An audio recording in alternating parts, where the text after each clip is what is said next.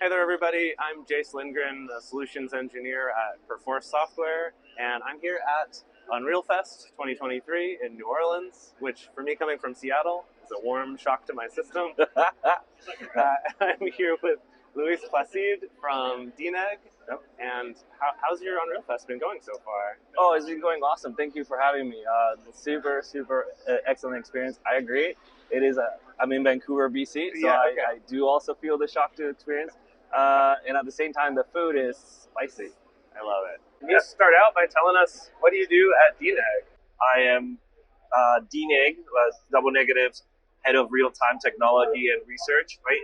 Located out of Vancouver, BC, but DNEG is a global operation, right? That we're chasing the sun everywhere, right? With studios all over from Montreal, Toronto, UK, India, Chandigarh, Mumbai, Bangalore, Sydney. Wow. Right? So it's a pretty awesome 24/7 operation, right? Yeah, I mean, that's a great place to start. I mean, managing teams working all across the globe like that in different time zones is obviously challenging, right? Yeah, absolutely. Each studio isn't working on a separate project. You're all working together. Correct. Sometimes we have to work like even concurrently in the exact same like set of VFX shots, right? Or project specifically source code that we're doing, and obviously it's a world collaboration, right? The pandemic made it's normal, but like it's something that has happened over many years, and yeah, we have to leverage many workflows and operations to get that workflow to be like military type, right? So Yeah. So I guess to start off, like, what are some of the technology shifts that you've been going through at DNEG? Yeah. Prefer I say DNEG or Double Negative? It's DNEG. We've been known as Double Negative. That was the original name of the company, right? But we have since now rebranded to DNEG. Okay, that's the one I've always heard. So yeah, I wasn't sure. It's easier than having to repeat Double Negative 1,000 times. So absolutely, don't fault me on that one. So yeah, what kind of technological changes have you been doing at DNEG? Yeah, so one of the very interesting things that we've been doing at DNEG is that the company is 23, 25 years old now, right? So we're 10,000 people strong. It was a lot of traditional film making process and VFX making process, right? Recently, with the growth of real-time technologies and real-time visualization, we have had to adapt those technologies into the traditional filmmaking process and kind of not only democratize, also make it more collaborative, the entire process of creating a film from scratch or an episode or a feature animation.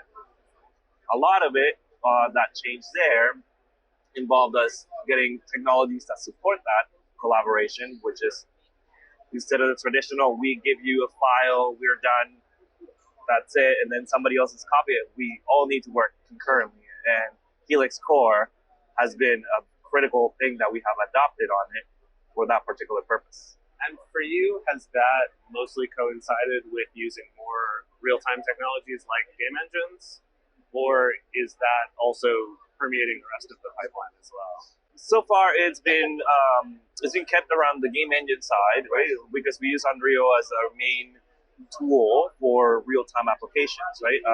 But Omniverse is also in the horizon, right? Something that we have explored. We have explored Unity use, and a lot of it has indeed used Helix Core.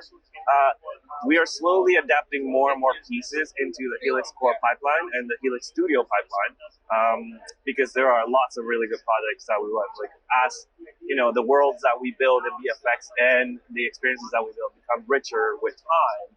We need systems to help us keep track of all these assets, right? Like, then that's where pieces like DAM come in, right? So the digital asset management tool from Helix, right? That we're exploring to see, hey, can we adopt this in our pipeline to make it something that would make it easier to, where was that rock that I used on like Bullet Train, right? Project Haiku, for example, and then bring it to, hey, we have this other Japanese kind of infused, stylized show that could use that. I don't want to have to recreate a brand new rock. I could just use that one because or even a tie-in show.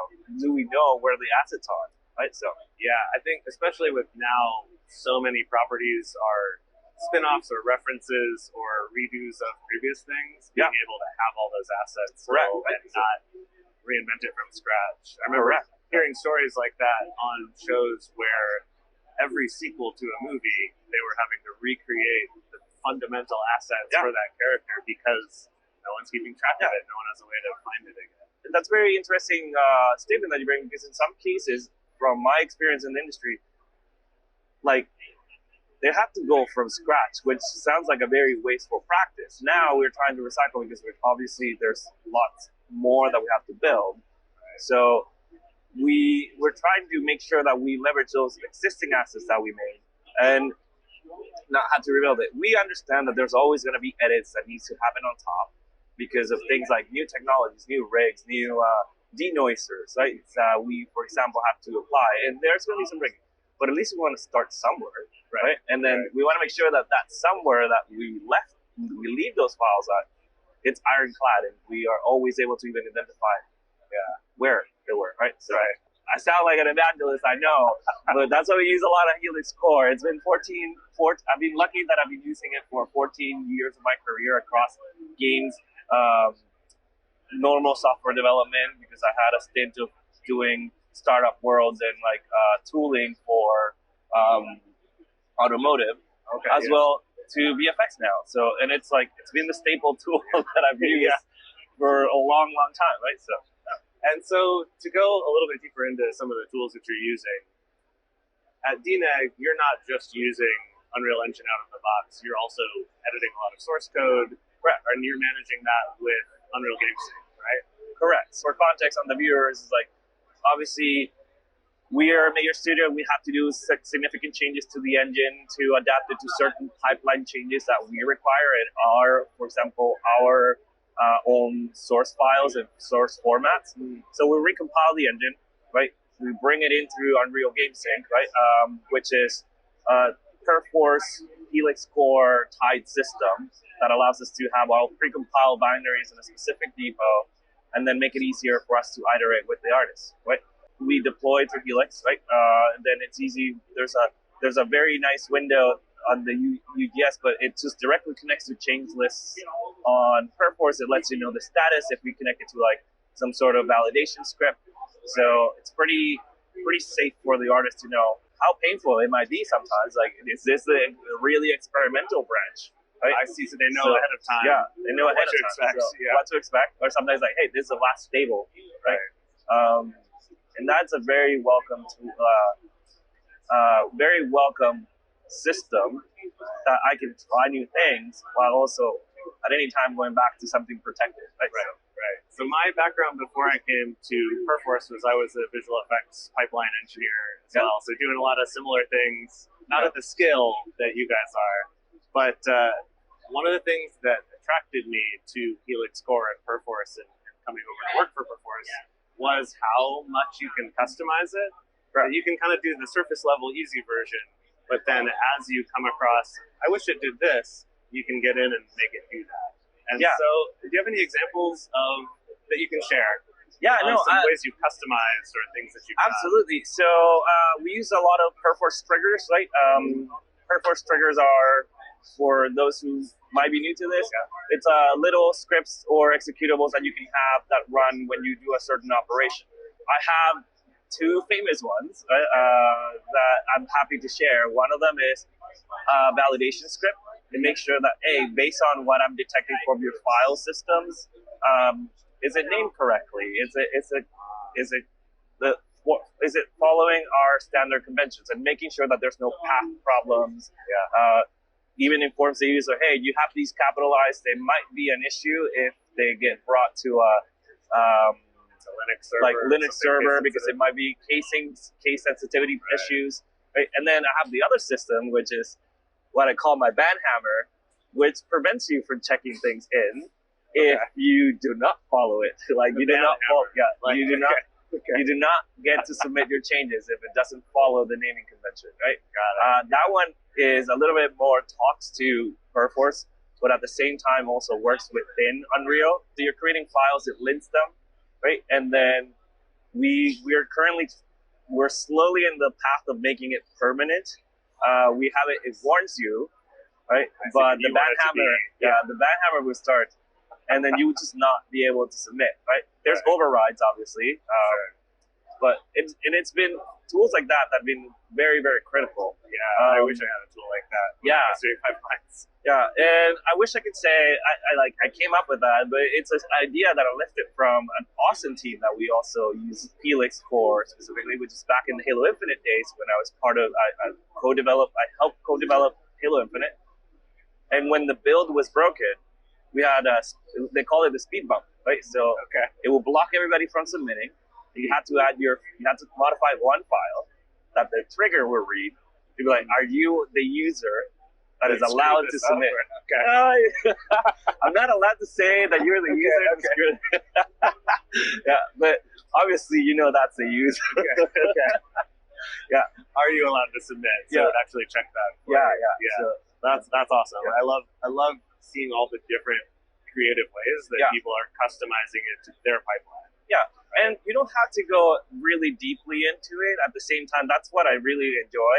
For example, one of the things that I like to tell people, it's like, hey, it's like having Helix Core is like having insurance, right?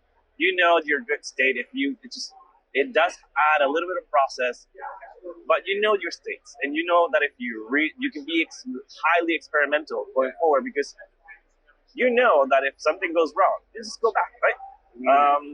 So I have personally, and I'm happy to share my typemap, which I've built over many years of game development and film. That allows you to do like locking exclusive file checks, right? And only keeps a certain amount of binaries for those that are really, really heavy ones. Yeah, you don't want every single version of the executable that you have ever made, right? Right. And you can get those in the bat, and then use a ready-made marketplace like Amazon or Amazon Web Services, or AWS, or you can also use DigitalOcean's Droplet.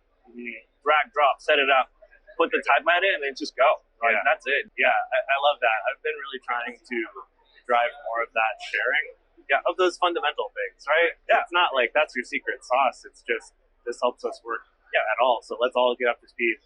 Correct. They're faster, right? Correct. And I absolutely agree with that statement. That's why I'm really I'm huge into the open source community, which is, especially in VFX, it's somehow of a concern a lot of the times. But I'm like, I know our secret sauce is the team, right? Exactly. It's the quality of the artists and the quality of the engineers that we have versus what this one cool. setting. I can give you the typemap. I can give you my Perforce triggers. Right. You're not gonna create Doom 2, right? Right. Just in your basement, just because you have the tools that I use, right? So I'm happy to share the tools because I just want to see better stories, better experiences. So if I can empower somebody and encourage people to follow really good practice, let's do that, right? So it just elevates us everywhere. So that's awesome. So what are you working on right now that you can tell us about? I can tell you that we have 33 projects, right? All currently in development. That are currently in development in several stages of like production or non-production, right? Or delivery. Awesome things like, for example, we have Halfway Project Code, which is the Doom 2 movie. We've worked on like Matrix. We've worked on, right now we have Lift coming, which is a super high stakes, fun project with Kevin Hart, right? So like they're doing a super like in the air middle heist. It's awesome. It's super. That project's called Lift. We have Mickey 17. There is also the massive cool movies. Right now with the strikes, we're obviously the VFX industry is feeling a little bit of the shrink. But we're looking forward to what other projects we've got. It's going to start building back up now. Correct. So, but there's a lot of really awesome projects, and I encourage everybody to, if they want to see just check out DNEG.com/shows. One of the questions that people ask a lot is, all right, I'm setting up my project, I'm using Unreal, and I'm doing a film or a TV series or something. How do I set up my streams? So we set our streams in a very standard branching structure, right? Kind of like adapted a little bit from the Git flow days. So there's a main, right? There's a development branch, and we call those development and main, right? We, behind the scenes, for those who want to know, administratively, we set the permissions for each stream. So like artists only go into the development one, production goes into the main ones, so they can see the end results have been promoted as releases, right? If there's hot fixes for specific, like if let's say we're doing also code changes at the same time, we will have those as patches. That's it. We're not more complicated than that, right? We teach people, you create, like we encourage them one workspace per like stream depot, right? Mm-hmm. And then we show them here's how you drag and drop to move between the different stage. So you don't have to think about like, oh, what commands do it? No, just drag and drop, press OK when it says, do you want to get latest? Right. And then just fire it up, right? So that stream setup of just main and develop, that's pretty much it for most of your projects? Yeah, it's project code. Project code number, right? So, or like name. And then the streams, we call them project code dash dev or project code dash main, right? 2 permissions lines, right? That we add to several groups. Yeah, that's it. I love that. You don't need to overcomplicate yourself, right? Yeah. So it's like even at the scale of DNEG, you're like, we keep it as simple as we can. Yeah. So that we're all working together and we get each other's changes faster. Exactly. And then behind the scenes, right? Since we deploy with UGS and our plans is to now grow that to be the common for the entire set. Obviously, there's a little bit of setup, right, of string mapping because we have a stream that contains our engine with our pre-built binaries. So we bring those in but once you, like the default per project is 2 streams, right? 1 depot, right? And then 1 depot for all the builds, etc. Right? Okay. That's what we see as a project. The research team, obviously, we have our individual depots then for the tools, so we can have our own areas and things like that. All our own areas of development and stuff like that. But if you do pull a project, it's already prepackaged with all the plugins. Right. This whole using real-time tools to create content faster, putting out more things, has also meant that there's this growing demand for artists who know Unreal Engine. Yeah, which previously in the film industry we didn't have as much of that. Correct. What's that process been like?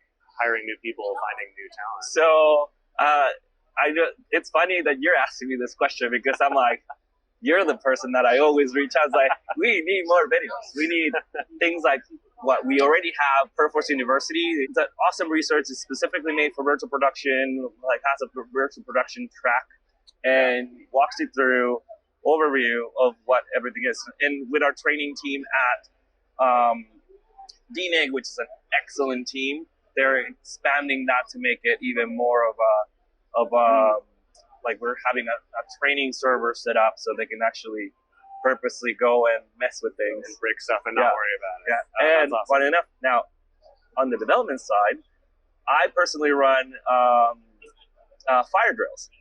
There's a second server that I run entirely. And I tell one of my employees or a group of my employees, I can't unlock my file. Go. Oh, yeah. Right? That's awesome. And then they go through the process of, okay, as an administrator, I go in. Who has the file checked out? Is the file in a good state?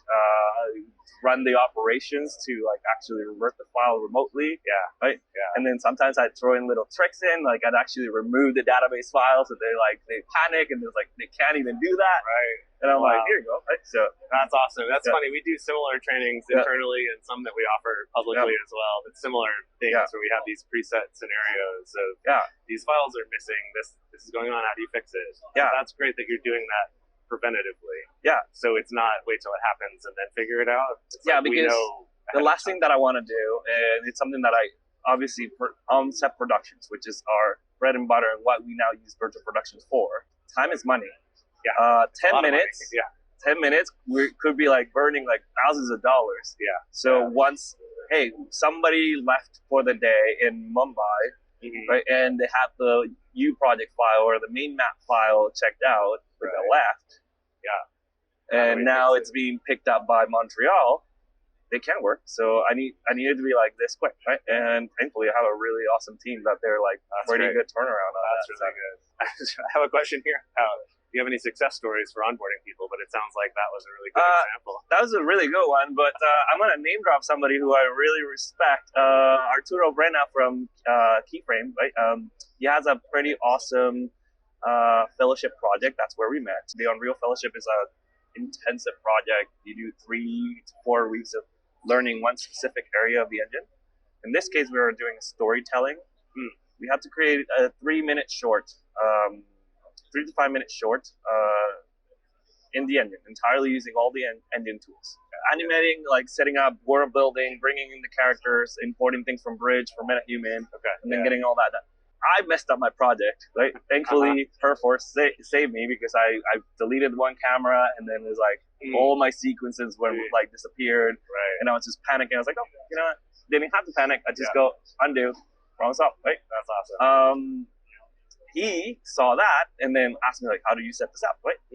And then he has since then, well, not only had the Thief has been extremely successful, he did bring it into source control and has done and I'll quote him, very creatively risky decisions to test different things. Because he knows he can go back, right? And then his team now basically just lives on Perforce and like use Helix Core for day to day. And then every now and then he laughs like, "Hey, you're like, I have a Helix question. I don't even work with the guy, but like, he's like, I have a Helix question. How can you help me out to set this up, right?" And it's pretty awesome, right? That's really cool. He comes from art, so it's not. It showed the success story is that it's not daunting. You can learn it no matter what the area you focus on. He's animator trained, right? He can keyframe like nobody's business that I suck at, right? But now, our world's kind of met. So that's so awesome. Yeah. Well, thank you so much for taking the time to chat with me and to share with the audience about all these things. Again, super happy to again see you and get to chat with you and Chris and the entire team of Helix, because I'm a huge fan of it. Right? Awesome. I know that it's the project sometimes is really hard to onboard and understand, but like it's a key piece. Right? Once you get into the habit and you understand it, it is a key piece of your workflow. Yeah, it is one of those things that when you're starting out, it can seem daunting or why this is slowing me down a little bit. Yeah. But once you understand those benefits of, like, once it's saved your butt once, you're like, okay, never gonna not do this again. It has saved my butt and the butts of in my sphere. Right. Things like Halo Infinite, things like it's been like multi-million and billion-dollar products, right? That had been kept safe because we have all collaborated on it very, very seamlessly.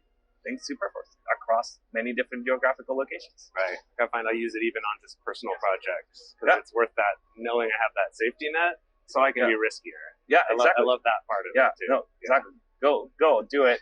Just like set it up and then enjoy it, right? So awesome. Because it's like working with a parachute.